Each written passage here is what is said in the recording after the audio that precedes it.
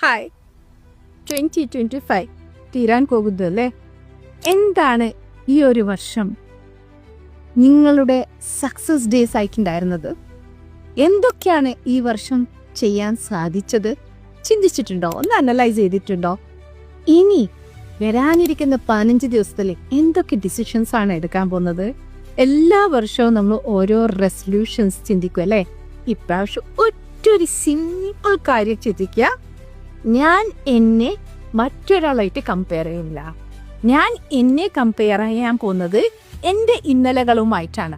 ഇന്നലെ ഞാൻ എന്തായിരുന്നു, ഇന്നെന്താണ്, നാളെ എന്താവും. That's it. That's a simple mantra.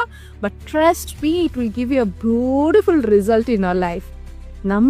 നമ്മളെ കമ്പയർ ചെയ്താൽ മതി. നമ്മൾ മറ്റൊരാളുമായിട്ട് കമ്പയർ ചെയ്യുന്ന സമയത്ത് അറിയാതെ മനസ്സിൽ പല നെഗറ്റീവ് എമോഷൻസും കടന്നു പോകാം. എന്തിനാ? അതിൻ്റെ